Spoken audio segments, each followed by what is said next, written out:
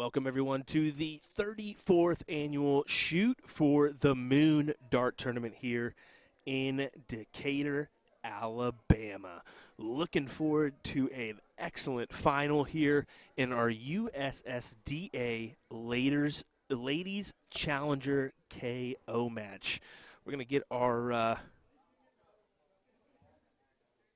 scoreboard updated here. These ladies started pretty quick, as is Paula Murphy taking on Laura Dinch. Hopefully we said that one right. William Stewart here of USA Darts. Thanks for joining us for our, kind of our tester coverage. Let's be honest on this one. So this is kind of just getting some things finished up here before they said, hey, you ready for a match? I said, all right, bring it on over. Get occupied here. Thank you for joining us, whether it be on our USA Darts Facebook, maybe our YouTube page. We'll be live on StreamStack a little bit later on. As currently about 3:30 here local time. Paula does take that first leg. This was a round robin into a knockout format. Did not see how many ladies we had in action before bringing you this one. I should have done that. My apologies. We'll get the men's information. Was that a big one? No, a 140. Still a pretty big one, let's be honest. Paula making her trek here from Florida, arriving earlier this morning. Laura, not familiar as much with her. She does have that Pickled Pig jersey on, which is kind of popular in this area, Tennessee. Well, I can't say Tennessee. Huntsville is where their shop is located. But to kind of reach into the Tennessee area with events as well as kind of Georgia and whatnot.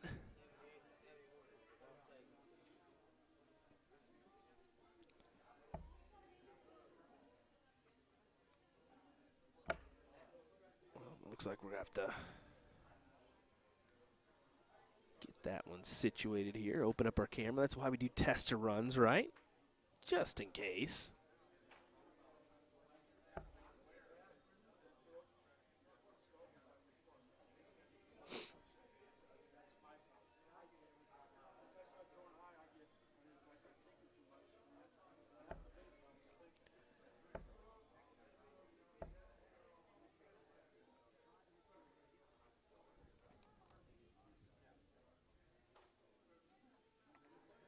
There we go.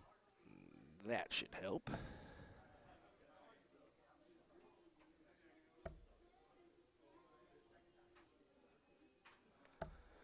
As Paula's on a mission here. She fills up another big ton to leave herself 140.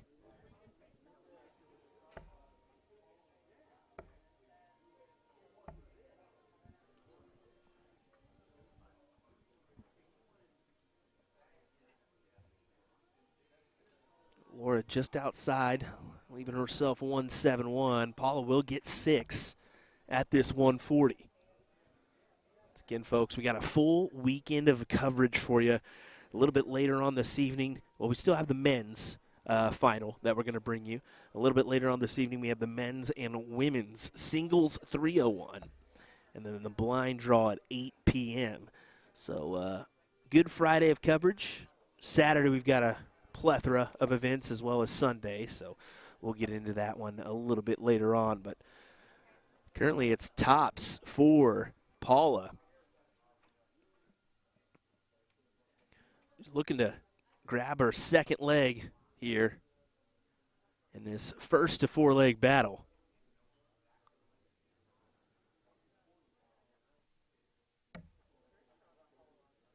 It's that wire there, that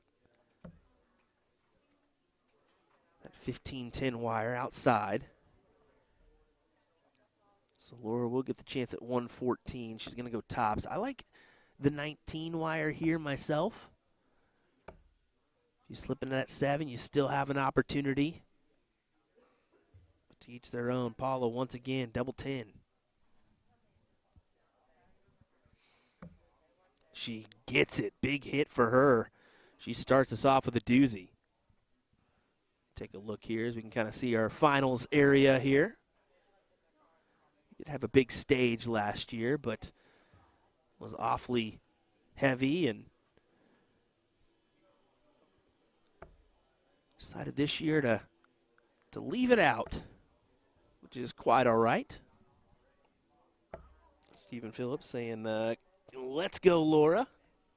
If you know a little bit more info on Laura, please let us know, Stephen. We'd appreciate that. Still some new faces to us here and there, so we want to make sure that we give everybody a little bit of love.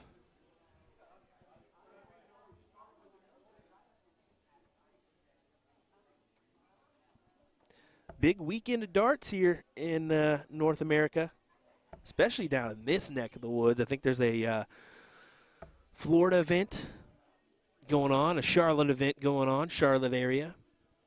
You also have Camellia Classic there in California. You got Port City up in Maine. And you got this bad boy here in Decatur, Alabama.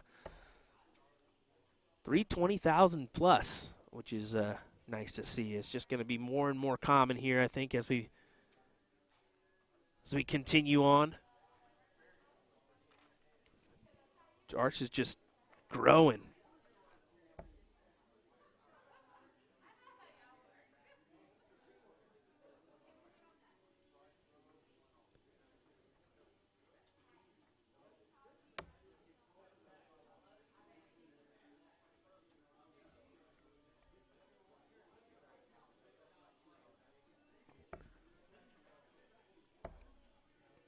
I think Laura just got to find a triple or two, make her way down. Paula's playing really well with a 75.89 currently.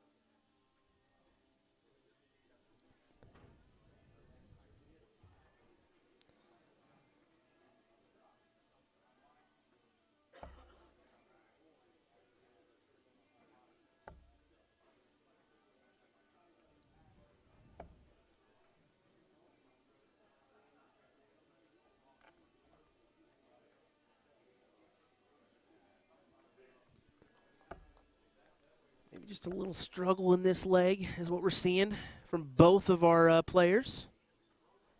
It's going to be all right. It's been a little bit, they started at 11 here. So I can't really say it's been an extended day, but it has been a round-robin format, so that makes it a little bit tougher. Asheville, North Carolina for Laura. Appreciate that, Stephen. As I do hear Paula say, there we go. So I may want to quiet down just a little bit. We are a little bit closer to the finals area. So I may have to pull out the whisper voice. That could be bad when Danny Baggett joins me, because we all know Danny gets a little loud. That's a big hit there. Going to 54. She doesn't really need to, but she will. Stay right there to leave 32. Oh, she went for it. Okay, Paula. Okay, Paula.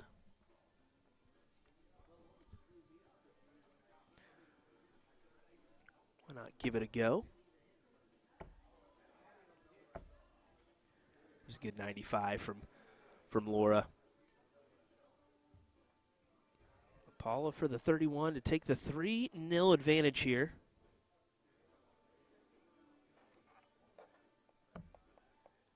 She'll go 15 for double 8. Probably the smart route to go. Gonna have to give a better effort than that, and she does. Great hit for Paula Murphy as she capitalizes there. See if we got that replay for you folks. Smart route to go. Just below. Gonna have to capitalize better effort last. Good stuff as we go back to Laura, who starts us off in our fourth leg.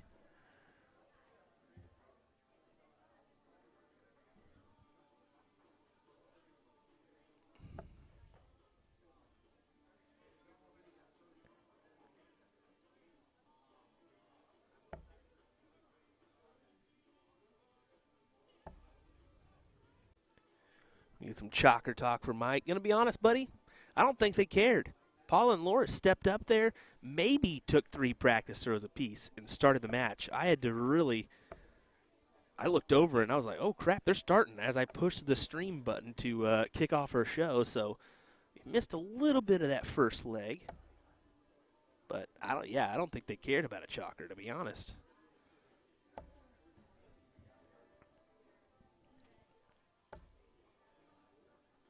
Paula does move down to those 19s. She was using often in that Lakeside World Championship.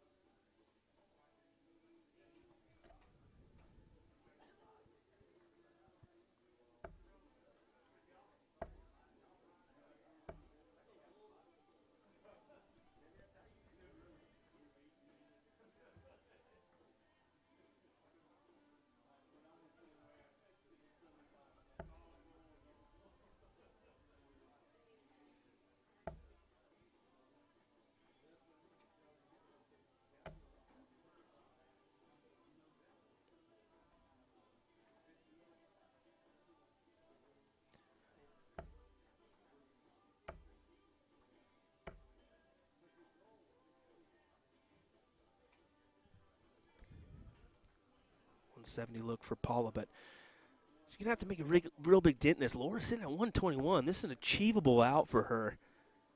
Really, it would build some confidence boost for her.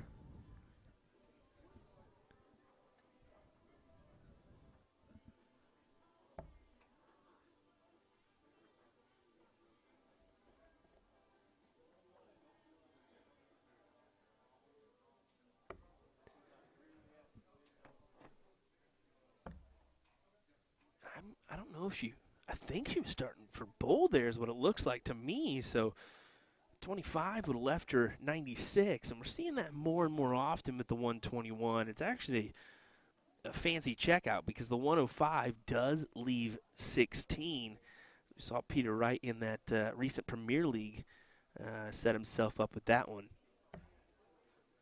45 for tops and the match from Paula.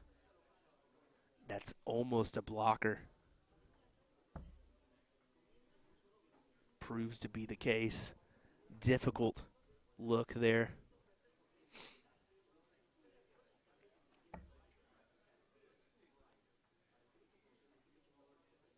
.57.24 is what it should have been her look there. Instead of go back to Paula. With 3 darts in hand for 40. And she gets it. Paula Murphy does take the title here at the USSDA Ladies Challenger Series in Decatur, Alabama at Shoot for the Moon. Let's go ahead and take a quick look at that replay there. With 3 darts in hand for 40. Set herself up. 19 dart leg there and a 75.15 average for Paula. And she gets it. Paula Murphy average for her this weekend if she can hover around that mark. I'm going to go out and make sure that these ladies didn't hear me. Just to be sure. But it does look like our men will be up next. Now, folks, we do have a little bit of time here because I believe our men are top 8 range, maybe. Let me check here on the old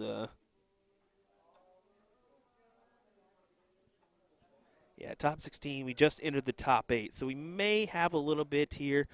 I may keep the stream up. I may refresh. Let me just check here. Heather just joining us from Cape Coral, Florida. Yeah, Heather, I dislike you right now. That's for sure, Heather.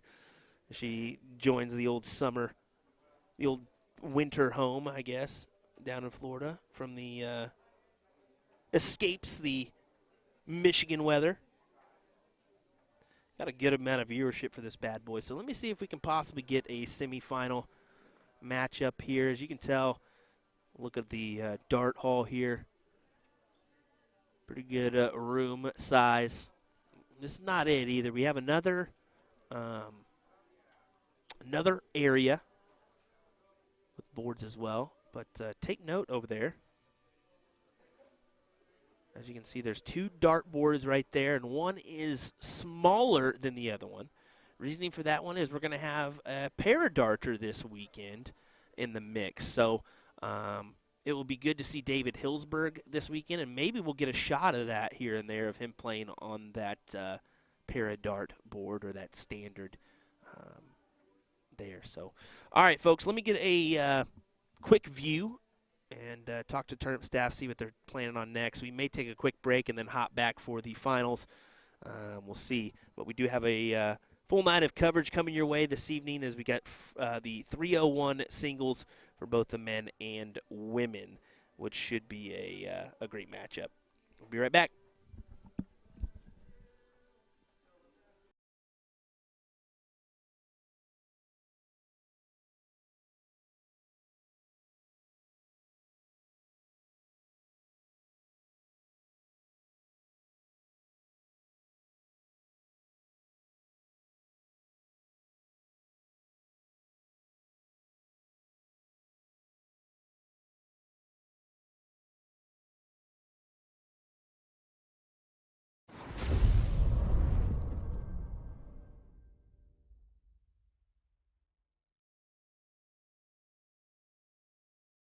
We're introducing the classic standard Blade 6, the dual core version, same as the lineup from the Blade 5. However, Winmore's come out with an entirely new model called the triple core. So the triple core is essentially the dual core dartboard with an added 3rd layer of carbon fiber sisal in the back, creating literally the ultimate setup for durability. So not only are you paying for an even better longevity of the dartboard, but also enhanced graphics and functionality. All 3 dartboards have a hardened double bullseye and 25 segment to help with durability. So listen up, Americans, we need this because of our obsession with cricket. The most common problems we have with sisal dartboards is the bullseye segment wearing out or some issue with a wire. So let's just say we're not known for wearing out our doubles. All 3 dartboards come fitted with the 3 Rotolock wheels to help stabilize the board to any wall surface. But the adjustable wheels make your life so much easier because they allow you to rotate your board super quick and easy. You just loosen them, rotate, then tighten them again, then of course fix your numbering. So you want to get into darts, but you're not sure how. We can definitely help with that. We're usadartsproduction, and we've been a dart specialty store for over 30 years. We have the greatest variety of darts in the country. But don't worry, we can narrow down that selection for you, whether you're a complete beginner or a full-on expert. We developed our own Colonial brand to offer an inexpensive line of darts, dartboards, and accessories, so you can get into the game without breaking the bank. Join our amazing community by going to azdarts.com. So today we're going to learn how to throw a dart. In each turn of darts, you get 3 darts to throw. So with all 3 darts in your non-throwing hand, step up to the toe line. If you're right-handed, put your right foot on the line. Lefties, left foot. This isn't baseball, so you want the same foot forward as your throwing arm, not the opposite. Usually the toe line is set so that your foot will be right up to the front edge of the line, not behind it. This toe line is also known as the Aki. The position of your front foot is usually at an angle to the line, to some degree. Your back foot should be a little bit wider than shoulder width away from the front. Put 1 dart in your throwing hand while holding on to the other 2 darts in your other hand. Looking at the dartboard, focus in on a spot you want to hit. To start, let's look right at the bullseye. As you stare at your target, lean forward, Bring the dart up and draw it back towards your eye. Throw the dart by moving your hand and forearm towards your target, keeping everything else as still as possible. Hold your position while transferring the second dart to your throwing hand and repeat your throw. Once you've thrown all 3 darts, your turn is complete and you can retrieve your darts from the board. And yes, it will take some practice to get the dart to go where you're aiming. It's not as easy as the pros make it look. But with practice, I guarantee your accuracy will get better, and I tell you, there's nothing better than having 3 darts go exactly where you wanted them to. If you've already been throwing darts and have had success with something slightly different than what I've just explained, great, fantastic. As long as it works for you, no problem. Just keep in mind that any extra movement in your throw will make it harder for you to hit your target consistently. As a beginner, just try to get all 3 darts to land in the same area. As you build your confidence, you can narrow down your target, getting all 3 darts to land in one number, say, like the 20s.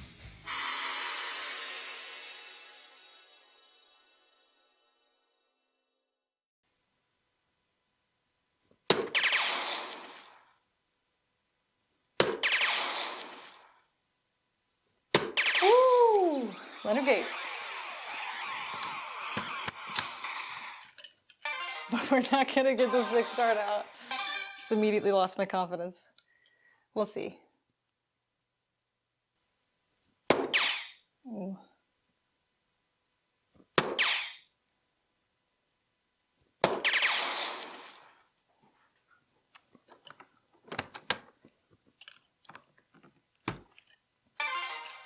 All right, we'll finish this up and then we'll move on to steel tip.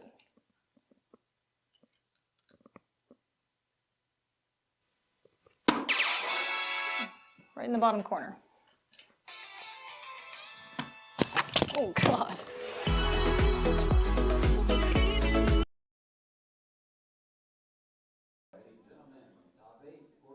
Alrighty, folks, they're going to call the top 8 for the men right now. We did hear from Paula that she was able to hear us a little bit, so we're going to get a noise machine in between us and the finals area. I'm going to have to run and go do that. So we'll take a quick break. I will refresh the feed here. Hopefully once we get into the semifinals, if not finals, I'm hoping to get back. But I want to make sure that we don't have any issues with players hearing us, and as well as I need to do a couple things maintenance-wise. But that was a good little test stream, making sure we're good for coverage this weekend. So, yeah, looking forward to a good weekend here at the 34th Annual Shoot for the Moon. I do apologize for taking the quick break, but I'd rather take care of this now rather than never. So get it taken care of. We'll be back here sooner rather than later for some men's action, folks, for our USSDA Challenger Finals. We'll be right back.